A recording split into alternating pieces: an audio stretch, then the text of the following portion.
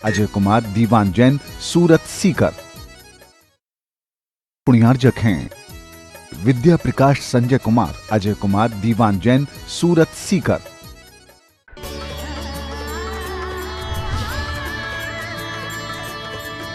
वे वर्धमान महान जिन विचरे हमारे ध्यान में।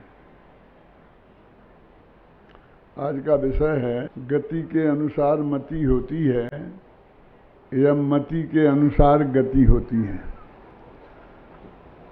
सभी विद्वान लोग, हमारे साधु संत भी एक ही उपदेश देते हैं कि भाई तुम अपने परिणामों को संभालो। परिणामों से ही बंध होता है और परिणामों से ही मोक्ष होता है, इसलिए तुम अपने परिणामों को संभालो। समय सारादि ग्रंथों में अत्यंत स्पष्ट रूप से कहा गया है कि एक द्रव्य दूसरे द्रव्य का कर्ता धर्ता नहीं है। कि वो तो ठीक है, हमने मान लिया कि हम पर के कर्ता धर्ता नहीं हैं, पर अपने तो हैं ना, और अपने परिणामों को तो हमें संभालना ही चाहिए। इसका तो उपदेश सभी देते हैं। तो लेकिन हमने एक कभी गंभीरता से विचार करने की कोशिश नहीं की कि हम अपने परिणामों को भी संभाल सकते हैं क्या। जैसे हम पर का कुछ नहीं कर सकते ना, अब वो धीरे धीरे हमारे गले उतर गया है। तत्व के अभ्यास की चर्चा सुनते सुनते अनेक विद्वानों से सुबह से शाम तक और सारे 12 महीना देश में विदेश में ये चर्चा होती है, तो उससे हमारे गले ये तो बात उतर गई कि एक द्रव्य दूसरे द्रव्य का कर्ता धर्ता नहीं है। इसलिए हमें उसमें कुछ करना चाहिए, ऐसा तो ठीक नहीं है, लेकिन हम अपने परिणाम तो हमें सुधारना ही चाहिए। इतना पुरुषार्थ तो हमें करना ही पड़ेगा ना। तो अब मैं आज आपसे प्रश्न कह रहा हूं कि क्या हम अपने परिणाम सुधार सकते हैं? इसके लिए जैन शास्त्र क्या कहते हैं? यद्यपि क्रमबद्ध पर्याय की किताब आपने पढ़ी होगी ध्यान से, तो उसमें स्पष्ट शब्दों में लिखा है कि यद्यपि हम अपने परिणामों के कर्ता स्वयं हैं, पर उनमें फेर फार करने की क्रिया के कर्ता नहीं है। जब हम कहते हैं कि हम अपने परिणामों के कर्ता हैं, तो उसका अर्थ हम समझते हैं कि हम चाहें जैसे कर लें। चाहे जैसे कर लें ऐसा नहीं है।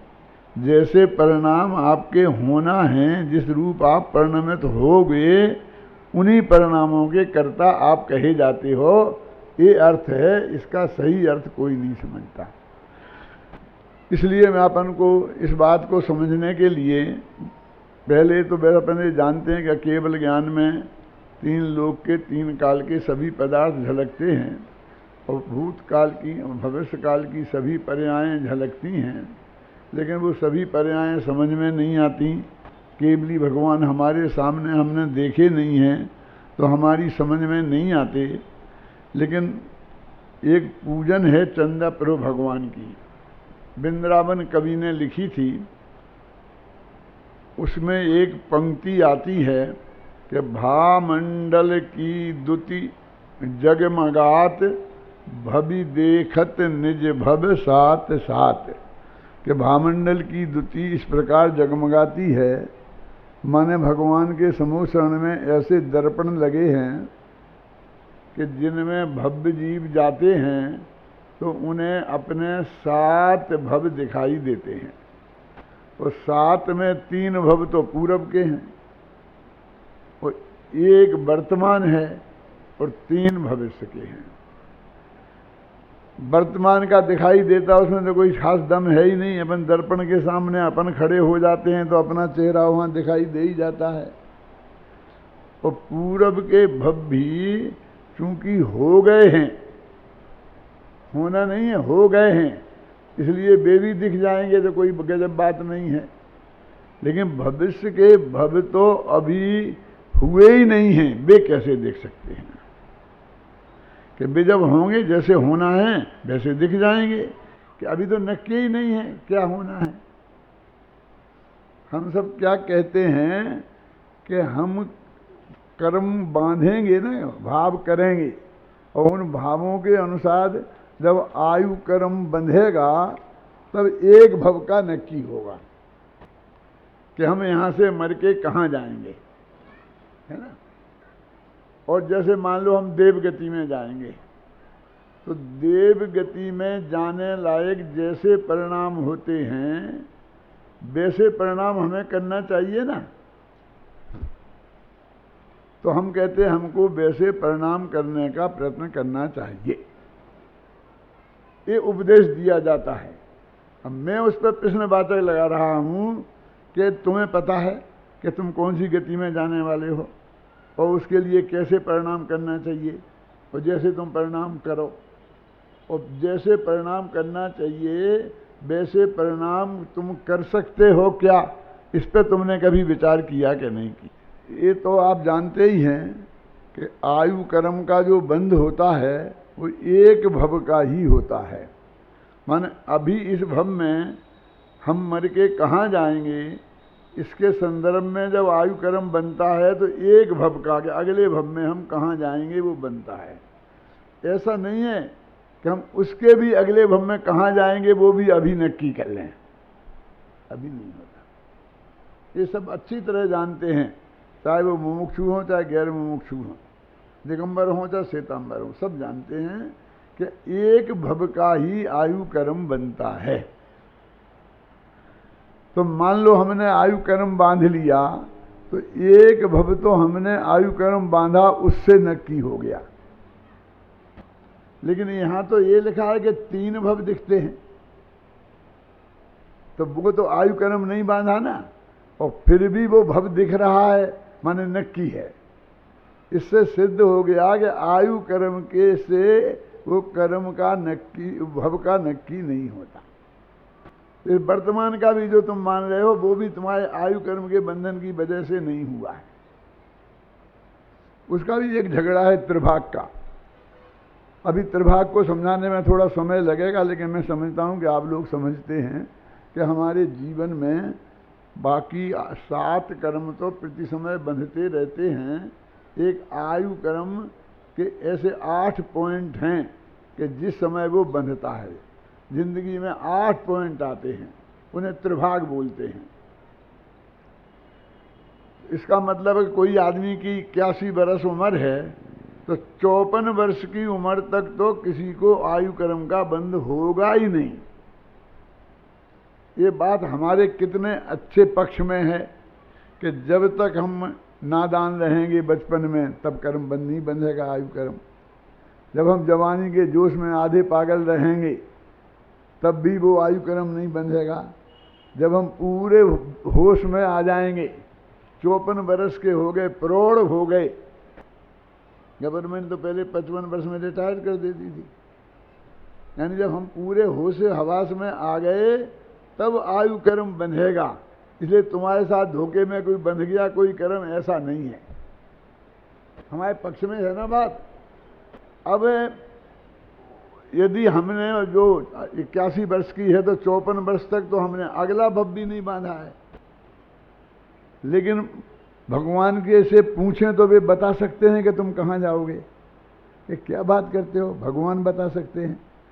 ये तो उनके भावमंडल में दिखाई दे जाता है क्या कि ये कहाँ जाएंगे, और उसके बाद कहाँ जाएंगे ये भी दिखाई दे जाता है, और उसके बाद कहाँ जाएंगे ये भी दिखाई दे जाता है। यानी वो कर्म से कोई संबंध नहीं है। अब हम क्या कहते हैं कि भाई जैसा कर्म बांधने से वो कर्म उदय में आएगा तभी हम उस गति में पहुंचेंगे ना। तो वैसा कर्म बांधने के लिए जैसे भाव चाहिए, एक तो हमें वो पता नहीं है कि वे कैसे भाव चाहिए, इसलिए हम कैसे करें। और दूसरे जब वो नक्की है तो तुम वैसे भाव करने के लिए बाध्य हो, तुम्हारे हाथ में नहीं है कुछ क्योंकि साहब कि दूसरे स्वर्ग में जाने का है हमारा नक्की, तो उसमें दूसरे स्वर्ग के जाने लायक भाव बनेंगे। और तुम्हारे मन में लोभ लालच आ जाए कि हमें तो 16वें में जाना है, तो हम और बढ़िया भाव कर लेंगे तो 16वें में चले जाएंगे। क्यों तो है तुम्हारे हाथ में कि वो पहले जब भव दिख गया वो नक्की है, तो वैसे ही भाव तुम करोगे। जैसे भाव तुम करोगे वैसे कर्म नहीं बनेंगे, बल्कि तुम्हें जहाँ जाना है वहाँ जाने के लिए जैसे कर्म चाहिए, उन कर्मों के बंधने के लिए जैसे भाव चाहिए, वैसे भाव ही गारंटी से तुम करोगे, दूसरे नहीं कर सकते। समझ में आती है ये बात कहनी कि ज्यादा कठिन लगती है? अभी हम एक तरफ से सोचते रहे हैं क्या कि जैसे भाव करेंगे वैसे कर्म बनेंगे, जैसे कर्म उदय में आएंगे वैसी गति मिलेगी। क्यों? अब ये कहते हैं जैसी गति मिलनी है वो तो नक्की है, वैसे तुम्हें कर्म बनेंगे, और जैसे कर्म बन रहे हैं वैसे तुम भाव करोगे। अब लौट के उधर से ही तो आए हैं ना। इसमें अनंत आजादी दिखती है हमें कि हमारे हाथ में सब कुछ है, हम जैसे भाव करेंगे वैसे कर्म बनेंगे, और जैसे कर्म उदय में आएंगे वैसा भाव हमें मिलेगा। यानी सब कुछ हमारे हाथ में है। ऐसा लगता ना? इसी का उपदेश देते हैं, तुम ये तो करो, ये तो करो। एक भजन भी आता है बहुत बढ़िया, ताते निज परिणामन की संभाल में गाफिल मत हो प्राणी। हे प्राणी, तू अपने परिणामों की संभाल में गाफिल मत हो। मैंने संभाल के रख, ऐसा अर्थ कर देना, अच्छी तरह संभाल के रख। तो यहां भी उपदेश दे दिया है। मैं कहता हूं ये अर्थ नहीं है इसका, तो क्या अर्थ है? अपन कहते हो भैया तुम इसी धंधे पानी में गाफिल मत पड़े रहो, आत्मा की बात सोचो, अगले भव की भी सोचो। तो वो गाफिल का अर्थ उलझे रहना अर्थ भी होता है कि तुम अपने परिणामों के संभालने में ही मत उलझे रहो। क्या करो? परिणामी को संभालो, और परिणामी में के संभालने में भी मत उलझे रहो। उसके अंदर जो अपरिणामी तत्व है उसे संभालो तो परिणाम समझ जाएंगे। तो गाफिल मत हो का अर्थ ये भी होता है कि संभाल के रखो, और ये भी अर्थ होता है कि संभालने के चक्कर में उलझे मत रहो। कौन सा अर्थ है? हम तो परिणामी परिणामों को देख रहे, और अंदर में जो अपरिणामी तत्व है भगवान आत्मा, वो आज तक हमें देखने में नहीं आया। तो इसलिए ये कहते हैं कि जब वे 3 भव दिखाई दे रहे हैं वे नक्की हैं। ये 3 भव तो दर्पण में दिखाई दे रहे, भावमंडल के दर्पण में। केवल ज्ञान में तो अनंत भव दिखाई दे रहे हैं। तो जो हम ये सोचते हैं कि कम से कम परिणाम तो हमारे हाथ में है, इस धोखे में मत रहना। अपना एक न्याय शास्त्र का ग्रंथ है, उसका नाम है परीक्षा मुख सूत्र, नाम सुना होगा। जैसा तत्वार्थ सूत्र है ना सिद्धांत का, ऐसे ही न्याय का है परीक्षा मुख सूत्र। उसमें एक प्रश्न खड़ा किया कि ये हमारा ज्ञान है ना, वो किसको जाने और किसको नहीं जाने। तो हम इसको आज आज़ादी की बात समझते हैं कि बच्चों को ये आज़ादी मिलनी चाहिए कि वे कौन सा सब्जेक्ट लेके पढ़ें। ये माँ बाप जबरदस्ती, हमें तो बेटे को डॉक्टर बनाना है, डॉक्टर बनाना है, जबरदस्ती डॉक्टरी में भर्ती करा देते हैं। क्यों? फिर बेचारा बच्चा फेल होता है, उसकी भी जिंदगी खराब होती है, उनकी भी होती है। तो आजकल यूनिवर्सिटियों में एक डिपार्टमेंट खुल गया कि वो बच्चे की रुचि कहाँ है, समझे ना, वो विषय का पता करके बताते हैं और तुम उसी क्लास में भर्ती करो। क्या हमको बेवकूफ़ समझते हो?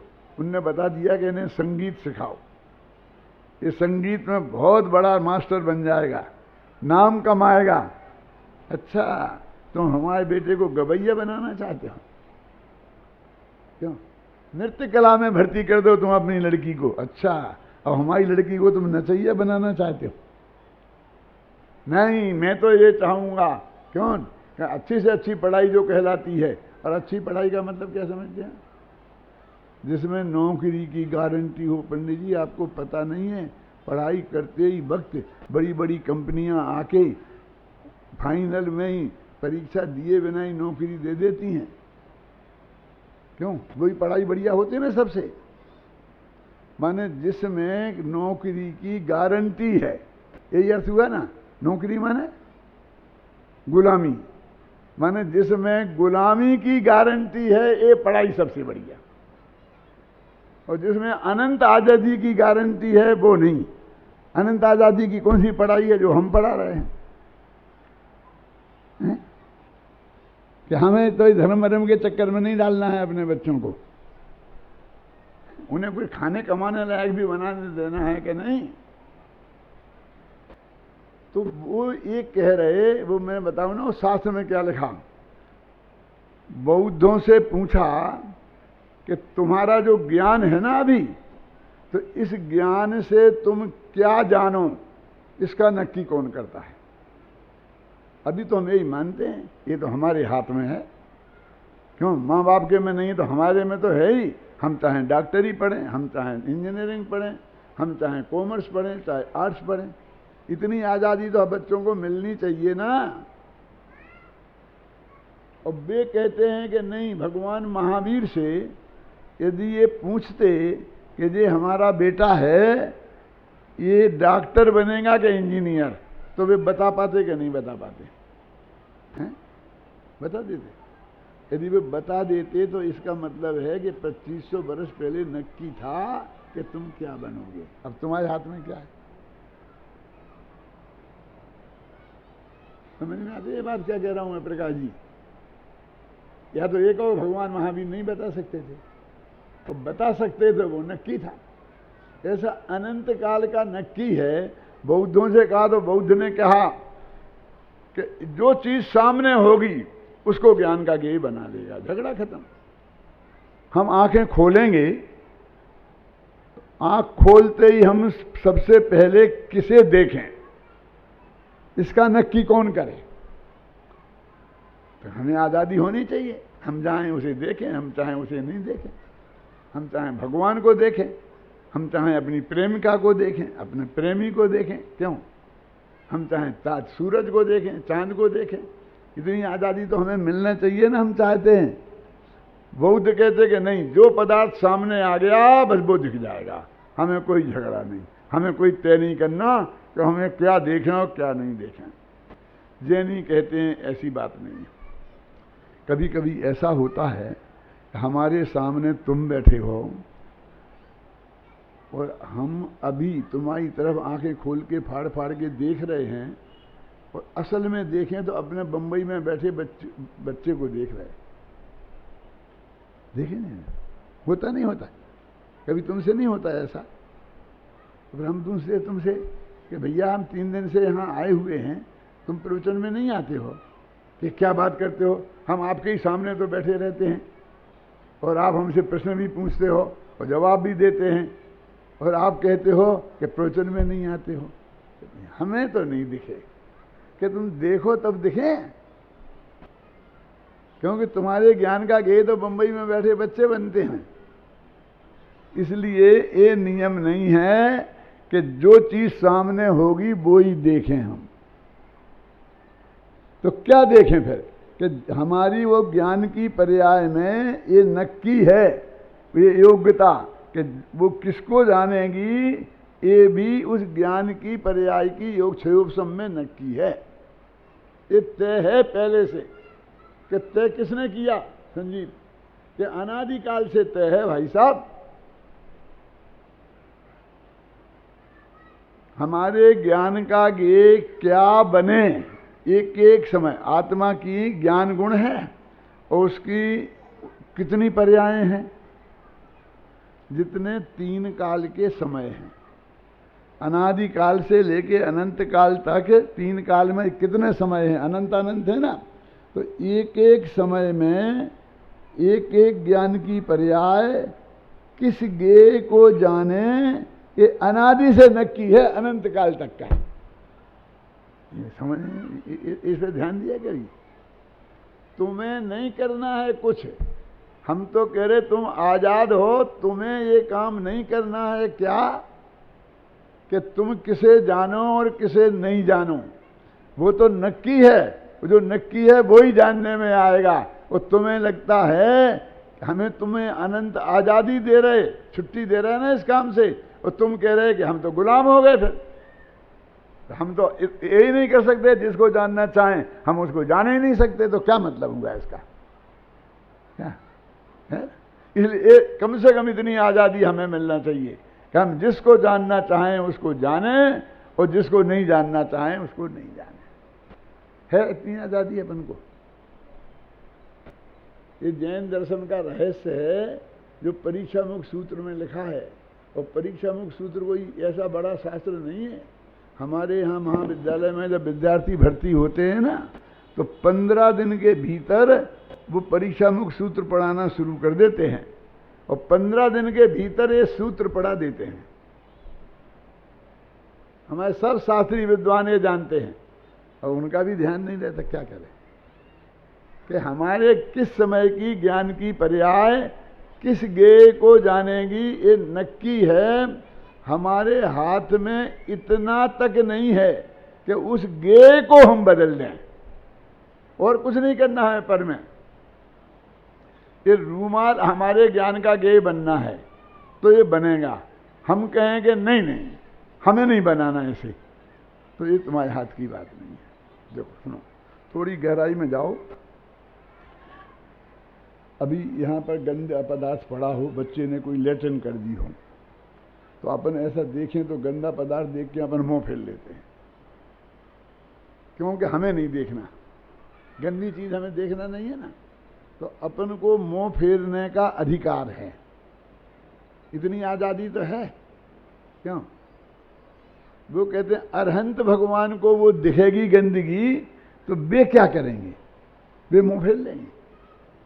मुंह फेर लें तो भी दिखेगी। उन्हें मुंह फेरने का अधिकार नहीं है, जो दिखना है वो दिखेगा ही। तो तुम ये समझते हो कि हमें ये आज़ादी मिलना चाहिए कि हम जिसको जाने ना चाहें जानें, और जिसको नहीं जानना चाहें नहीं जानें। ये आज़ादी नहीं है, ये गुलामी है। तुम्हारे माथे पे ये ड्यूटी लग गई कि आप तुम सिलेक्ट करते फिरो कि किसको जाने किसको नहीं जाने। कैसे करोगे ये सिलेक्ट? बोलो पहले जाने बिना ये कैसे रिजेक्ट करोगे कि ये हमें नहीं जानना? जान के ही तो रिजेक्ट करोगे ना। तो तुमको अनंत आजादी मिल रही थी, एक काम का बोझे से छुट्टी मिल रही थी कि तुम्हें माथे पे बोझा नहीं है। वो ज्ञान की पर्याय किसको जानेगी इसका नक्की करके वो स्वयं आई है और उसको जान लेगी। इसमें पुरुषार्थ का क्या होगा? तो हमारे हाथ में तो कुछ नहीं रहा, इतना तक नहीं रहा कपूर जी, इतना तक नहीं रहा कि हम किसको जाने और किसको नहीं जाने। इतना भी हमारे हाथ में नहीं रहा कि नहीं रहा तो अच्छा हुआ कि बुरा हुआ। आप सोचो, यदि आपको ये आज़ादी चाहिए कि मैं जिसको जानूं और उसको जानूं, जानना चाहूं, और जिसको नहीं जानना चाहूं उसे नहीं जानूं, तो गलती से भी अरहंत मत बन जाना, सिद्ध भगवान मत बन जाना। क्यों? क्योंकि फिर ये आज़ादी तुम्हारी छिन जाएगी। फिर तुम ये नहीं कह सकते हो कि मुझे ये नहीं जानना। फिर तो तीन लोक के सारे पदार्थ, प्रत्येक पदार्थ की प्रत्येक पर्याय तुम्हें जानना अनिवार्य हो जाएगी ना। गंदे से गंदा पदार्थ नहीं हुआ स्पष्ट। देखो, एक बच्चे के उंगली में बिस्कुटी हो गई थी। जानते हैं बिस्कुटी? नाखून पक जाता है, भयंकर पीड़ा होती है, जलन होती है भयंकर। राजा शृणक का बेटा था ना, कुणिक, नाम सुना? उसकी उंगली एक दफे पक गई थी, उसके बेटे की पक गई थी, उसकी भी पकी थी, घबराना नहीं। तो वो बहुत रात भर बच्चा रोता था और वो परेशान था, यहाँ वहाँ घूम रहा था, और उसकी उस उंगली को अपने मुंह में दबा देता था। दबाने से थोड़ी गर्म होती थी ना, तो आराम मिलता था बच्चे को, तो बच्चा रोने से बंद हो जाता था। वो गंदी जिसमें खून पी पा रहा है, उस उंगली को मुंह में डालता था। तो उसकी माँ जो थी चेलना, उसने कहा, बेटा तू अपनी बेटे की उंगली जैसे मुंह में डाल रहा है ना, एक दफे तुझे भी बिस्कुटी हुई थी, तब तेरे पिताजी रात भर जगते रहे थे और ये उंगली अपने मुंह में डाल के रखी थी, और तूने आज उन्हें जेल में डाल रखा है, लोहे के सरियों के बीच में। तो उसे विकल्प आया, ये बहुत बड़ी गलती हो गई मेरे से। तो वे अपने पिताजी को जेल से छोड़ने के लिए गया। तो वो राजा सैनिक ने सोचा कि अभी भी इसको संतोष नहीं है मुझे इतनी तकलीफ देने के बाद, तो अभी ये और तकलीफ देने आया है। तो एक झटके के साथ ऐसा सिर किया, पीछे एक लोहे का कीला था, सिर उसमें लगा, वहीं मौत हो गई और वे नरक में चले गए राजा सैनिक। यानी वो बच्चे को बिस्कुटी हो गई, डॉक्टर के पास ले गए। डॉक्टर ने कहा, बहन तुम इसको अच्छी तरह से मजबूती से पकड़ लो और मैं इसको चीरा लगा देता हूं। 2 मिनट बच्चा रोएगा, लेकिन तुम दया नहीं करना, निर्दयता से मजबूती से पकड़े रहना, फिर मैं मलहम पट्टी कर दूंगा, बाद में ठीक हो जाएगी। वो माँ बोली, मेरे से तो नहीं देखा जाएगा। जब बच्चा चिल्लाएगा ना और तुम उसे चीरा लगाओगे, मेरे से नहीं देखा जाएगा। कि नहीं, मैं कहता हूं कि तुम देखो, तुम नहीं देखोगी ना तो मैं तुम्हें से लेकर बच्चा नर्स को दूंगा और तुम्हें बाहर निकाल दूंगा, क्योंकि तुम देख नहीं सकती। तो बच्चा तब से ही रोना शुरू करेगा जब वो नर्स के हाथ में जाएगा। अभी तो जब तुम्हारे हाथ में रहेगा, जब मैं चीरा लगाऊंगा तब रोएगा, समझ गए ना? लेकिन अभी ये नर्स के हाथ में दूंगा तो अभी से रोएगा, और मुझे जो आध घंटा तैयारी में लगेगा तब तक रोएगा। तो नर्स एक चांटा मार के, चोटियां भर के, चुप रहता है कि नहीं, चुप रहता है कि नहीं, समझे ना? उसके साथ क्या करेगी अभी तुम्हें इसका अंदाजा नहीं है, हैं? क्या कितनी तकलीफ भोगनी पड़ेगी। अब बोलो तुम इसे पकड़ कर देखती रह सकती हो कि नहीं? कि कोशिश करूंगी नहीं। अब मैं तुम्हें पकड़ने दूंगा भी नहीं। क्यों? कि तुम देख नहीं सकती हो, और मैंने इसे चीरा लगाया और तुम देख के बेहोश हो गई, तो मैं तुम्हें संभालूंगा कि बच्चे को संभालूंगा? जाओ बाहर, छोड़ दो बच्चे को। समझ में आया? यदि नहीं देख सकते तो 10 गुनी तकलीफ होगी। अब मैं तुम्हें देखने की ये सुविधा नहीं दे सकता हूं। अब बेटा बाहर निकाल दिया मां को, अब तो मां तो देखने से बच गई ना। वो बाहर बैठी है तो उसकी आंखों में वो ही झूल रहा है कि डॉक्टर बच्चे की उंगली में चीरा लगा रहा है और बच्चा चिल्ला रहा है। अभी चिल्लाना शुरू नहीं हुआ, लेकिन वो तो बाहर है, दूर बैठा दिया है। तो वो अभी तेरे को नहीं देखना चाहती है, तो घंटों पहले से देखना पड़ेगा, और जब तक वो बच्चा गोद में वापस नहीं आ जाएगा तब तक ये देखते रहना पड़ेगा कि उंगली चीरी जा रही है, उंगली चीरी। बोल क्या करना बोल। कि तुझे नहीं देखना है, ये व्यवस्था नहीं है हमारी। उससे नहीं देखना ये सुख का कारण नहीं है। अपन तो यही समझते, ना जानो ना झंझट में पड़ो। अपन को तो पता ही नहीं है, हमने तो पता ही नहीं है, हमें तो पता ही नहीं है। केवल ज्ञानी को सब पता होता है। यदि तुम्हें नहीं पता वाला आराम है तो फिर तुम केवल ज्ञानी मत बच जाना, नहीं तो ये आराम से वंचित हो जाओगे।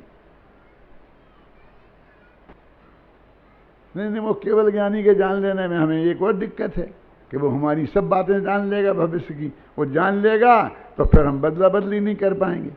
ऐसी बदला बदली भी करनी है, ख्याल में है ना। जब हम एक समय के ज्ञान के गे को नहीं बदल सकते हैं, सोचो, एक गे को नहीं बदल सकते कि मुझे ये जानना और ये नहीं जानना, और हम सारी दुनिया को पलटना चाहते हैं। और हमको बदलने में अधिकार लगता है और नहीं बदल सकते हैं, इसमें गुलामी दिखती है, इसमें आज़ादी खत्म होती दिखती है, इसमें हमारा पुरुषार्थ लोप होता दिखता है। तो अनंत भगवान का पुरुषार्थ लोप हो गया क्योंकि वो सारी दुनिया को जानने को मजबूर हैं। सिद्ध भगवान अनंत ज्ञान के धनी हैं कि नहीं? सारी दुनिया को जान रहे कि नहीं जान रहे? मालूम क्या क्या जान रहे? उनके अनंत भव के माँ बाप, भाई बहन, पत्नी, बाल बच्चे, एक भव के नहीं, अनंत भव के कौन कहाँ है वो सब उनके ज्ञान में आ रहा है। नरक में पड़ा है भाई, आया तो ना अपने, ऐसे बहुत से उदाहरण आते हैं कि मोक्षगामी जीवों के भाई नरक में पड़े थे। रावण नरक में पड़ा था, कुंभकर्ण मोक्ष गए थे, सग्गा भाई था, इंद्रजीत मोक्ष गया। अब तुम नहीं देख पाओगे तो फिर केवल ज्ञानी हो जाओगे तो अनंत दुखी हो जाओगे। तुम सारी दुनिया को देखो, जानो और रंच मात्र दुख नहीं हो, तुम्हारे आनंद में रंच मात्र भी भग्न नहीं आए तो तुम भगवान बन जाओ। भगवान का ये स्वरूप है। बोलो क्या करना? बनना भगवान का नहीं बनना। हम तो भगवान बनने की तरफ बढ़ ही नहीं रहे कि हमें कुछ नहीं करना पड़ेगा, कुछ नहीं कर सकते हैं। अनंत भगवान क्या करते हैं? बोलो। सिद्ध भगवान क्या करते हैं? जानने देखने के अलावा। और अनंत काल तक ऐसे रहना पड़ेगा, जानने से बच नहीं सकते और बचा सकते नहीं। माने अपने रिश्तेदारों को मरते पिटते लुटते, इज्जत लुटते देखना पड़ेगा और तुम बचा पाओगे नहीं। बोलो बनना है भगवान कि भैया हम नहीं बनना है ऐसा भगवान। तो क्यों भगवान भगवान बनने की बात करते हो? बिना ही सोचे समझे। और तो हमने कि बहुत अच्छा होता है, भगवान तो बहुत अच्छे होते हैं, सारी दुनिया खूब प्रशंसा करती है और अलग चढ़ाती है, पूजा करती है। बन जाओ। ऐसे ही बनना चाहते हो? पहले समझो तो कि अनंत बन जाओगे तो क्या मिलेगा तुम्हें, क्या होगा। कि जब हमारे ज्ञान में से कोई चीज छिपे नहीं, जो गे जिस समय उस ज्ञान का गे बनना है वो ही बनेगा। देखो दो बातें हैं। एक तो केवली भगवान, उनके तो सारे ही पदार्थ गे बनते हैं, कोई नहीं बने। और एक अपन, तो आज ये प्रश्न तो अपन में ही खड़ा होता है ना कि किसे जाने और किसे नहीं जाने। एक बच्चा है, घर में उसके 5 रुपया रोज देते हैं उसके पापा।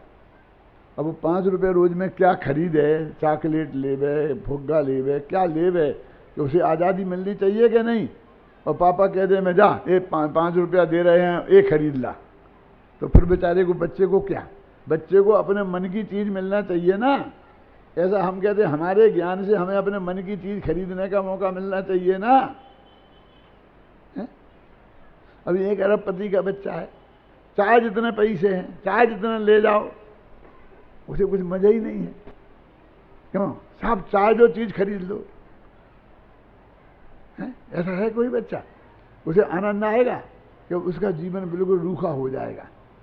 ख्याल में अपन जो क्षयोपम ज्ञान वाले हैं, इसमें हम ये दिन रात हम ये जाने और ये नहीं जाने, और ऐसा काम अपने माथे पर लेके बैठे हैं। हम देखो साहब पर द्रव्य में कुछ नहीं करेंगे, एक द्रव्य दूसरे द्रव्य का करता नहीं है, आत्मा रागादि का करता भी नहीं है, वर्णादि अनुरागादि तय निज भाव को न्यारा किया, लेकिन अपनी ज्ञान परिणति का करता तो है ना कि हाँ है, लेकिन फेर फार करता नहीं है। एक क्या फेर फार करता नहीं है कि ज्ञान में किस गे को जानो और किस गे को नहीं जानो, ये तुम्हारे हाथ में नहीं है कि ये तो हमारे हाथ में होना चाहिए। तो मोक्ष में मत जाना। वहां तो तुम्हारे कम से कम नहीं जानना तो तुम्हारे हाथ में है ही नहीं। सारे ही पदार्थों को तुम्हें जानना पड़ेगा। समझ में आता कि नहीं? सिद्धों के स्वरूप पे कभी विचार किया? अरहंतों के स्वरूप पर विचार किया? ये जो मैं बातें आपको बता रहा हूं कोई बड़े शास्त्र की बातें नहीं है। हमारे दिमाग में ये भाव आना चाहिए कि मैं बिल्कुल रंच मात्र भी फेर फार ना अपने में ना पर में कहीं कुछ नहीं करता। तो फिर अपना करता है क्यों कहते हो? वो अपने को यह परिणमति सा करता, जो परिणमित होता है उसी द्रव्य को उस परिणमन का कर्ता कहते हैं, इस परिभाषा के अनुसार कहते हैं। लेकिन उसमें तुम्हारे हाथ में कुछ है, इस धोखे में मत रहना।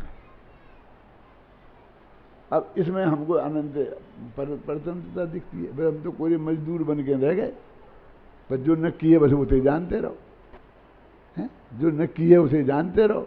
हम तो अपने मन की बात तो हम जान ही नहीं सकते कि हाँ बात वस्तु स्वरूप तो ऐसा ही है। तो वो जो वस्तु का स्वरूप ऐसा है उसकी हमें गहराई में जाने की बात देखो। शायद मैंने यहाँ नहीं कहा है कि अभी मैं कुछ दिनों पहले बहुत ज़्यादा बीमार हो गया था और लोग कहते हैं कि डॉक्टरों ने जवाब दे दिया था।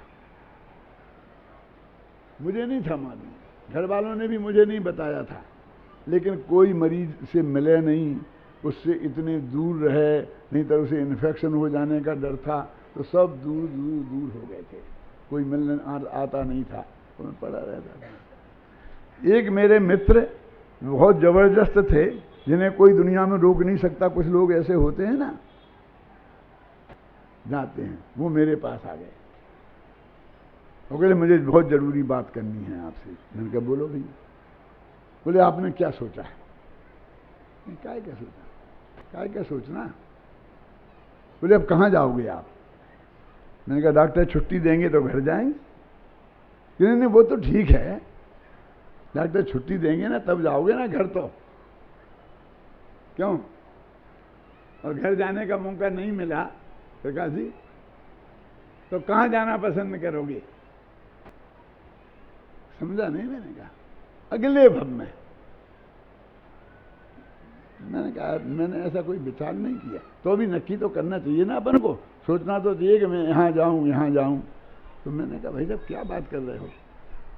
ऐसा सोचना कि मैंने जो भी पुण्य पाप किया है उसके फल में मुझे दूसरा स्वर्ग मिले कि पांचवा स्वर्ग मिले कि मैं सौधर्म इंद्र हूँ, ऐसा सोचना तो निदान नाम का आर्त ध्यान है। आप मेरे से आर्त ध्यान करने के लिए कह रहे हो? अब बोलो, मैं आप सबसे पूछता हूँ कि नहीं ये तो अच्छी बात है, विचार तो करना ही चाहिए, नहीं तो हम कहाँ चाहे बिना विचारे चाहे जहाँ थोड़ी चले जाएंगे। बोलो बिना विचारे जाना है कि नहीं जाना है? मैंने कहा भाई हम तो नहीं सोचते, हम नहीं सोच सकते ऐसी कि मुझे वहाँ जाना है वहाँ नहीं। इस दोनों जगह में से आप कहाँ जाना पसंद करेंगे? मैंने कहा हमको तो संसार में रहना पसंद ही नहीं है, हम तो मोक्ष में जाना पसंद करेंगे। कि नहीं अभी तो मोक्ष तो जाना नहीं है ना, अभी अभी अभी बता दो। मैंने कहा निदान बंद हम नहीं करेंगे। तो क्या करोगे? जहाँ जाएंगे वहाँ चले जाएंगे। बोले बहुत से लोग कहते हैं हम तो अपने पूज्य गुरुदेव श्री के साथ मोक्ष जाएंगे। तो मुझे हंसी आई। मैंने कहा भाई साहब मेरा विचार नहीं है, सुनना घबराना नहीं मेरा विचार नहीं है प्रदीप जी। क्या विचार नहीं है कि गुरुदेव श्री के साथ मैं मोक्ष जाऊं, ऐसा मेरा विचार नहीं है। लेकिन क्यों? बड़े बड़े पंडित तो कहते हैं, उन्हें नाम भी बताए कोई दो चार बड़े पंडितों के, मैं नहीं बताऊंगा। मैंने कहा गुरुदेव तो बहुत बड़े महान पुरुष थे, सारे जीवन भर शुद्ध भावों में शुभ भावों में रहे, तो न मालूम उनको कौन से स्वर्ग में गए होंगे, ऊंचे से ऊंचे में जिसमें जाते होंगे पंचम काल में, उसमें गए होंगे। पहले कोई कहते थे दूसरे स्वर्ग तक जाते हैं, फिर 4 तक खुल गए, फिर 5 तक खुल गए, फिर हमारे संजीव गोझा ने 16वें स्वर्ग तक खोल दिए कि 16वें तक जा सकते हैं। मैंने कहा कहीं भी होगा, वे गए होंगे तो बहुत ऊंचे से ऊंचे स्वर्ग में गए होंगे, और वहाँ की सागरों आयु होती है, ये तो आप जानते हैं ना, सागरों। और एक सागर कितना लंबा चौड़ा होता है मेरे बस की नहीं है बताना, क्योंकि उसमें बहुत लंबा चौड़ा गड्ढा खोदना पड़ता है। ये गड्ढा खोदना मेरे बस की नहीं है, संजीव गोदा से खुदवा लेना वो बताएगा कितना लंबा काल होता है, अरबों बरस। बोलो, मेरा विचार अरबों बरस तक संसार में रहने का नहीं है, इसलिए मैं उनके साथ जाना पसंद नहीं करता। समझ में आई मैं क्या कह रहा हूं? सोचने का तरीका है हर एक का, सोचने का तरीका है ना कि मेरा विचार इतने काल तक संसार में रहने का नहीं है, और किसी के साथ कहीं जाने की भावना निगोद में जाने की भावना है, मोक्ष में जाने की भावना नहीं है। मोक्ष में तो अकेला जाया जाता है। मैं एकाकी एकत्व लिए सभी जाते, आप समझ रहे ना। मोक्ष में अकेला जाया जाता है, किसी के साथ नहीं जाया जाता है। लेकिन हमारी तो ऐसी हालत है कि हमको तो पूरे परिवार के साथ जाना है। ले दौलत प्राण प्रिया को हम मुक्ति ना जाने पाएंगे, यदि एकाकी चल पड़े नहीं तो यहीं खड़े रह जाएंगे। अरे भाई, वो निदान बंद है, वो भीख है जो शोभा नहीं देती हमें कि हम मांगे। हम क्यों मांगे कि हमें स्वर्ग मिलेगा, ये स्वर्ग मिलेगा, वो स्वर्ग मिले हैं। हमें जो मिलना है हमें वो स्वीकार है। क्या? जो भी स्वर्ग मिले, जो भी देवगति मिले, नरक गति मिले, सब स्वीकार है कि हाँ स्वीकार है। वस्तु का स्वरूप स्वीकार होना चाहिए, क्योंकि वस्तु का स्वरूप ये है कि जिस समय जो पर्याय होनी है वो अनादि से तय है, और हम ये मांग करके उस अनादि से तय है वाले सिद्धांत की हत्या करते हैं। हम उसे स्वीकार नहीं करते हैं। हम कैसे सम्यक दृष्टि हैं, हम कैसे ज्ञानी हैं, हम कैसे धर्मात्मा हैं। प्रदीप जी, ख्याल में आई ना बात? सब नक्की है ना? आप ये मानते हो कि नहीं?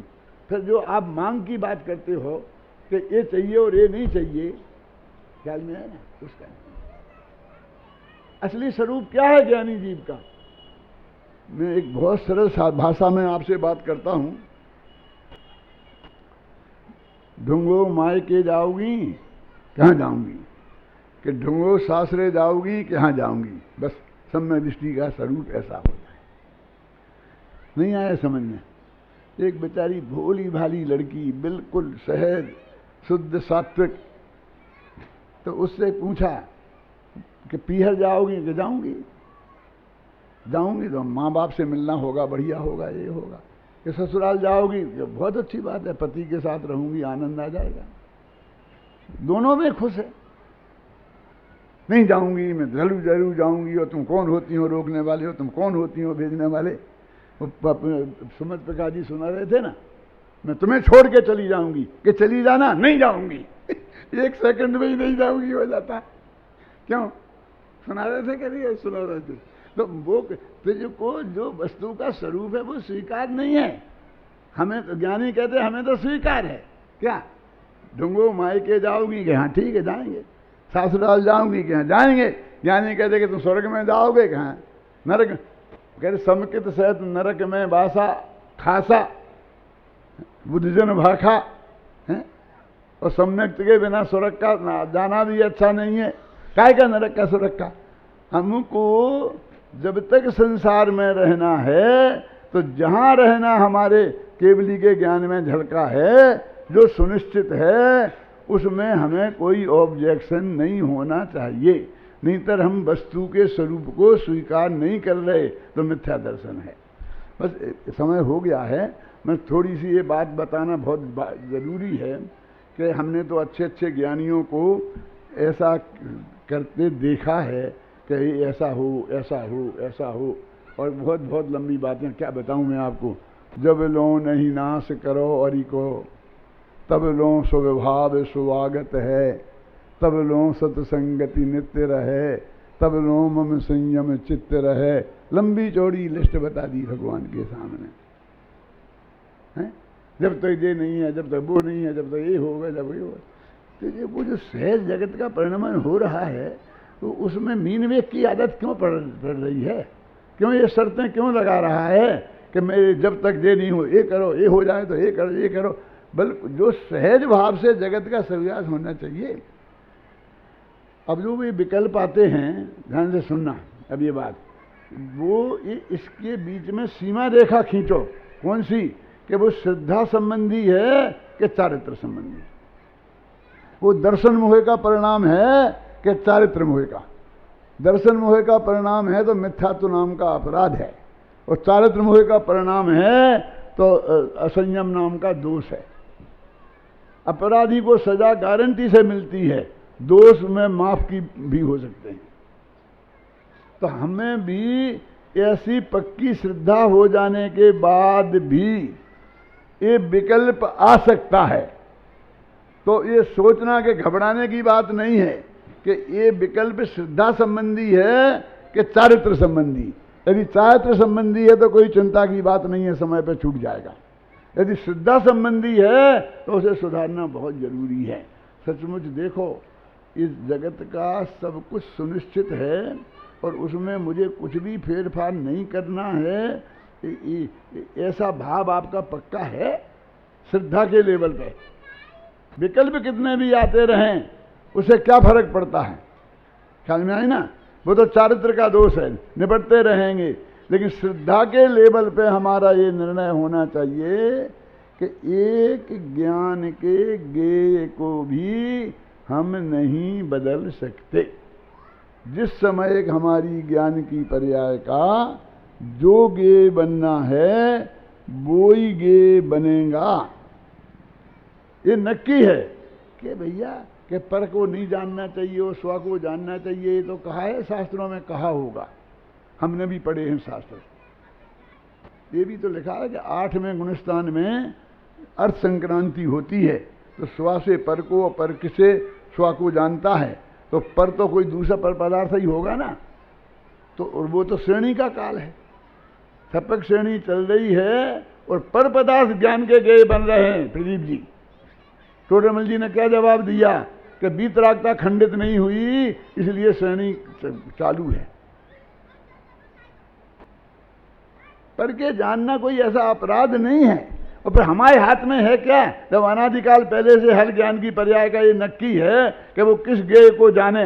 यदि हमें ये स्वीकार है तो इसमें से कहाँ रहता है कि पर को मत जान स्व को जान?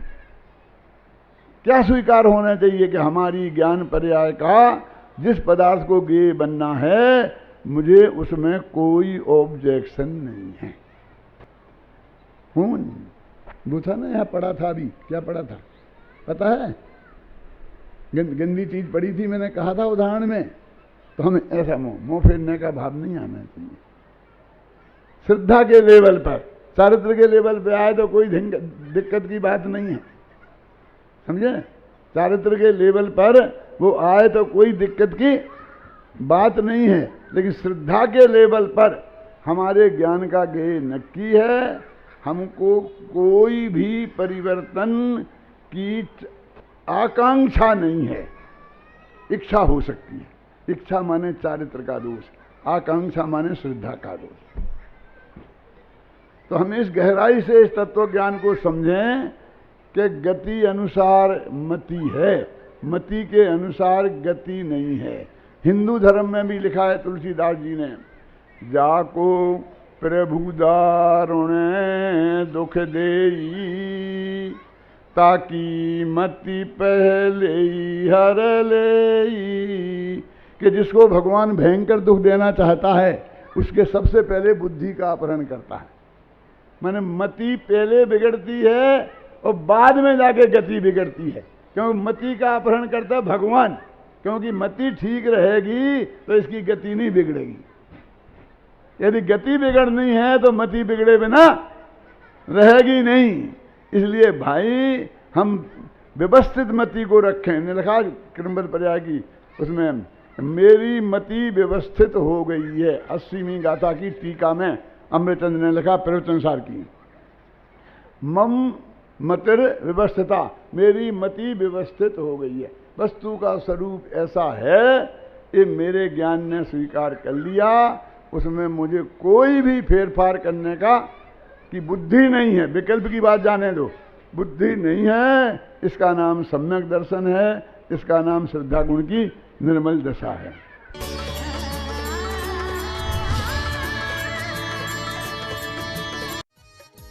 इस कार्यक्रम के पुण्यार्जक थे विद्या प्रकाश संजय कुमार, अजय कुमार, दीवान जैन, सूरत सीकर।